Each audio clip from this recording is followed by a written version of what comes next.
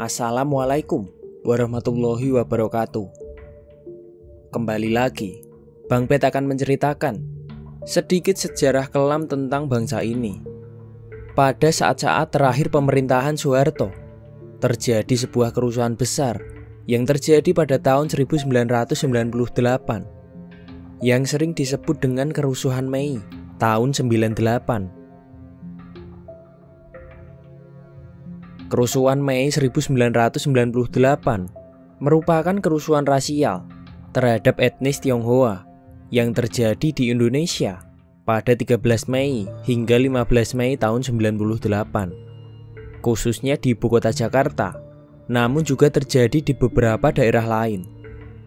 Kerusuhan ini merupakan peristiwa yang teramat menyakitkan, terutama bagi etnis Tionghoa yang berada di Indonesia. Berbagai bentuk penindasan ditunjukkan kepada mereka, baik itu penjarahan, penghancuran toko, rumah, penganiayaan, pemerkosaan, pembunuhan, hingga kasus kekerasan lainnya. Kerusuhan Mei tahun 98 yang terbesar terjadi di Jakarta, Medan, dan Surakarta.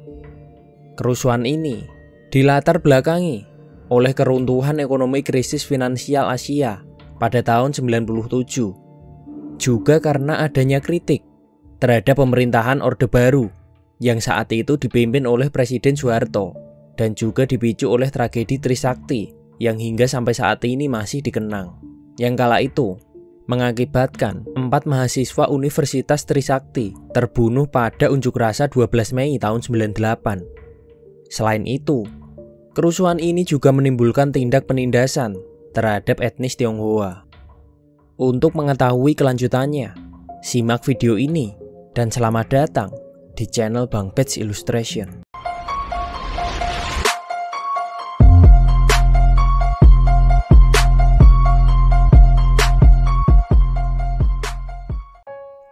Berdasarkan hasil analisis dari Sri Palupi, seorang koordinator investigasi dan pendataan tim relawan, sentimen anti-Tionghoa yang sudah lama berlangsung dimanfaatkan untuk memicu kerusuhan yang disebabkan oleh kritis ekonomi yang meresahkan. Beberapa oknum yang tidak memiliki hubungan dengan perekonomian memprovokasi masyarakat dengan mengatakan bahwa etnis Tionghoa lah penyebab krisis moneter ini. Hal itu dikarenakan orang Tionghoa lah yang melarikan uang rakyat ke luar negeri dan sengaja menimbun sembako, sehingga menyebabkan rakyat Indonesia sengsara dan menderita. Krisis keuangan yang melanda hampir seluruh Asia Timur pada Juli tahun 97 tentunya mengakibatkan kekacauan dan kepanikan yang dirasakan negara-negara ASEAN. Dan Indonesia merupakan salah satu dari 3 negara yang terkena dampak krisis paling parah. Terjadinya penurunan rupiah terhadap dolar mengakibatkan berbagai perusahaan yang memiliki pinjaman dengan kurs dolar harus membayar biaya lebih besar. Dan juga para pemberi pinjaman menarik kredit secara besar-besaran sehingga terjadi penyusutan kredit dan kebangkrutan. Inflasi rupiah yang diperparah dengan banyaknya masyarakat yang menukarkan uang rupiah dengan dolar Amerika Serikat, ditambah kepanikan masyarakat terkait tingginya kenaikan harga bahan makanan. Hal itu menimbulkan aksi protes terhadap pemerintahan Orde Baru. Kritikan dan aksi unjuk rasa pun mulai bermunculan dan kian memanas. Kerusuhan ini diawali di Medan, Sumatera Utara pada 2 Mei tahun 98. Pada saat itu, para mahasiswa melakukan aksi unjuk rasa yang berujung anarkis. Kemudian, pada 4 Mei, sekelompok pemuda melakukan aksi pembakaran di beberapa titik di kota Medan. Adanya sentimen anti polisi juga menimbulkan kebencian massa terhadap polisi, sehingga berbagai infrastruktur dan fasilitas aparat keamanan dirusak dan juga dihancurkan. Setelah itu, keadaan semakin mencekam setelah aksi demo kritis moneter yang dilakukan oleh mahasiswa menelan 4 korban jiwa pada tanggal 12 Mei. 4 korban itu adalah mahasiswa dari Universitas Trisakti yang ditembak mati oleh aparat keamanan. Peristiwa tewasnya 4 mahasiswa Universitas Trisakti itu dikenal dengan tragedi Trisakti. Tidak terima dengan kematian 4 mahasiswa tersebut, massa pun semakin mengamuk. Tidak hanya berhenti sampai aksi unjuk rasa dan bentrokan dengan aparat keamanan. Kerusuhan juga bergulir dengan menindas etnis Tionghoa dan terutama wanita. Sebenarnya, sentimen bangsa pribumi terhadap pendatang sudah ada sejak zaman penjajahan Belanda. Etnis Tionghoa yang datang ke Indonesia dijadikan pemungut pajak, pengambil insentif dari warga, dan juga perantara perdagangan.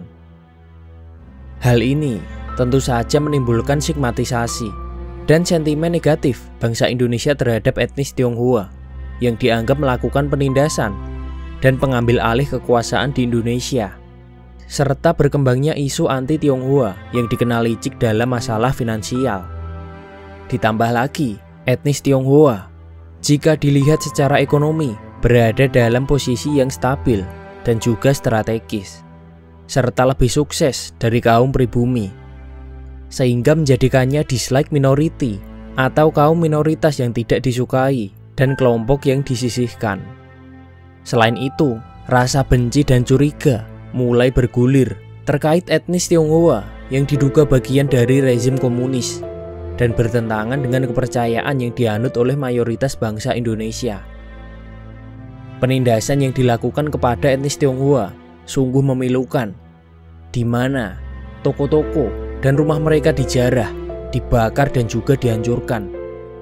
Bukan itu saja, nasib wanita Tionghoa juga sangat menyayat hati.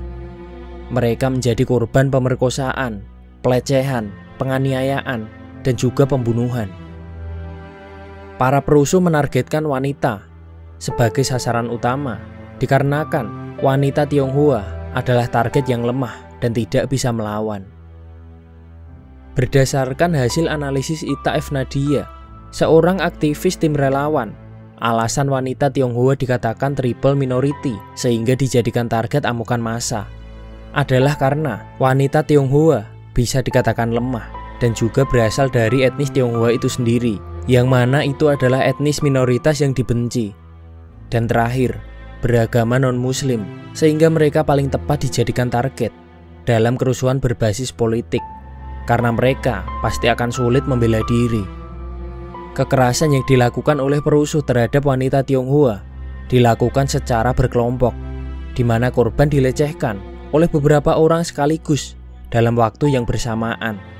Kekerasan banyak dilakukan di rumah korban dan beberapa di tempat umum, bahkan di depan orang lain. Tanpa pandang bulu, para perusuh menyekap wanita Tionghoa yang dijumpai baik di jalan, di rumah, dan bahkan di kendaraan transportasi umum. Kemudian, wanita Tionghoa itu disiksa, dilecehkan, dan perbuatan kecil lainnya. Tentu saja, hal itu menimbulkan trauma psikis yang berat dan luka yang menyakitkan bagi wanita-wanita itu. Harga diri, impian, cita-cita dan kebahagiaan mereka terasa sirna semuanya, hanya meninggalkan luka dan keputusasaan yang mendalam. Mereka menjadi trauma terhadap laki-laki yang tidak dikenal, serta sering mengalami ketakutan dan kecemasan yang tiada henti. Beberapa dari korban, ada yang bunuh diri karena tidak sanggup menjalani hidup lagi setelah apa yang mereka alami. Ada yang menjadi gila, ada yang sampai diusir keluarganya, dan ada pula yang pergi ke luar negeri untuk melupakan segala yang terjadi, bahkan hingga mengganti identitas diri. Salah satu kasus yang sangat mencuri perhatian adalah kasus pembunuhan yang terjadi kepada Ita Marta Dinata Haryono, seorang siswi SMA berusia 18 tahun.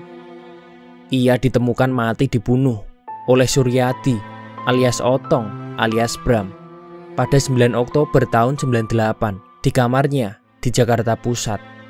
Perut, dada, dan lengan kanannya ditikam hingga 10 kali. Lehernya juga disayat. Dan maaf, alat vitalnya ditancap dengan sebuah kayu.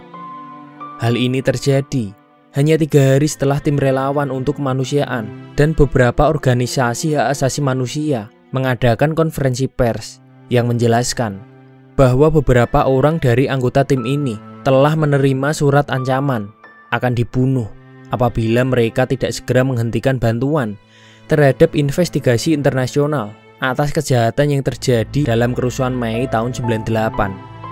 Pihak yang berwajib mengumumkan bahwa kematian Ita hanyalah suatu kejahatan biasa yang dilakukan oleh seorang pecandu obat bius yang ingin merampok rumah Ita, namun tertangkap basah, sehingga kemudian ia membunuh gadis itu. Pemberitaan media massa saat itu membingkai pembunuhan Ita Marta Dinata sebagai peristiwa insidental dan mengorek kehidupan personalnya. Alih-alih membuat hubungan dengan fakta rencana Ita untuk beraksi di Amerika, Ita dan ibunya, Wiwin Haryono, berencana akan segera berangkat ke Amerika Serikat bersama dengan 4 korban kerusuhan Mei 98 sebagai bagian dari tim relawan untuk kemanusiaan untuk memberikan kesaksian di sidang PBB di hadapan Kongres Amerika Serikat tentang tragedi itu. Ita dan ibunya diketahui cukup banyak terlibat dalam memberikan konseling kepada para korban kerusuhan tersebut. Berdasarkan alasan itu, tim relawan berpendapat bahwa peristiwa ini sesungguhnya dimaksudkan sebagai ancaman kepada mereka yang terlibat dalam aktivitas kemanusiaan untuk menghentikan kegiatan mereka. Korban-korban kekerasan ini hanya bisa diam lantaran diancam oleh pelaku untuk tidak membuka mulut. Karena kalau mereka membuka mulut, seluruh anggota keluarga dan mereka juga akan diperlakukan dengan lebih kejam lagi. Bukan hanya itu saja, alasan diamnya para korban adalah karena adanya rasa takut, malu, trauma yang berat membuat mereka tertahan dalam sedih dan mencoba untuk berusaha melupakan kejadian itu. Pemerintah Indonesia mendapat kecaman keras dari banyak negara lain yang dianggap gagal dalam melindungi warga negara. Gejolak yang terjadi dan desakan disertai kecaman terhadap sikap pemerintah Indonesia mendasari terbentuknya tim gabungan pencari fakta yang dibentuk oleh B.J. Habibie guna mengusut kasus kerusuhan Mei tahun 98. Berdasarkan hasil penyelidikan itu, ditemukan ada 85 perempuan yang menjadi korban kekerasan seksual dengan rincian 52 korban pemerkosaan, 14 korban penganiayaan, 10 korban penganiayaan seksual, dan 9 korban pelecehan seksual. Meskipun tim sudah dibentuk, tetapi oknum-oknum yang mendalangi kerusuhan Mei 98 masih belum terungkap dan kasus ini terkesan ditutupi. Berbagai pengaduan dan pelaporan dari tim relawan terkait kasus pemerkosaan massal terhadap wanita Tionghoa ini sempat diragukan dan dibantah oleh pemerintah dengan menyebutkan bahwa bukti-bukti konkret tidak terdapat pada kasus-kasus pemerkosaan tersebut. Hal itu tentu saja memicu bantahan dan kecaman dari berbagai pihak. Meskipun pada akhirnya kasus kekerasan itu telah terbukti, namun tetap saja kasus ini masih tidak mendapat titik terang dan pemerintah dianggap tidak serius menanggapi kasus ini dengan tidak mengambil tindakan apapun terhadap nama-nama yang dianggap bertanggung jawab atas kerusuhan ini yang mungkin masih hidup sampai sekarang. Beberapa pihak berpendapat kerusuhan ini sudah direncanakan oleh beberapa petinggi pemerintahan, dan beberapa lagi berpendapat bahwa kerusuhan ini diprovokasi oleh pihak-pihak tertentu. Etnis Tionghoa Indonesia pun menganggap kejadian ini adalah bentuk kejahatan genosida terhadap etnis Tionghoa. Kerusuhan Mei 98 ini berakhir dengan pengunduran diri Presiden Soeharto yang dipaksa mundur pada 21 Mei 98 dan dilanjutkan dengan pembentukan Kabinet Reformasi Pembangunan di bawah pimpinan Presiden B.J. Habibie. Dan akhirnya, tim gabungan pencari fakta yang dibentuk oleh Presiden Habibie tidak berhasil mengusut tuntas oknum-oknum yang terlibat pada kerusuhan Mei 98 dan terkesan ditutupi dari publik. Kerusuhan ini berakhir begitu saja, tanpa ada pengambilan tindakan lebih lanjut dan hanya menjadi sejarah kelam bagi bangsa Indonesia. Sekian cerita yang bisa Bang Bet ceritakan. Sejarah kelam tidak seharusnya dilupakan, namun diambil nilai-nilai yang bisa diterapkan di masa sekarang, supaya hal-hal serupa tidak lagi akan terjadi. Ingat pesan Bung Karno, jas merah, jangan sekali-kali melupakan sejarah. Maaf bila ada salah-salah kata dan juga informasi. Mari kita berdiskusi di kolom komentar. Sekian, wassalamualaikum warahmatullahi wabarakatuh.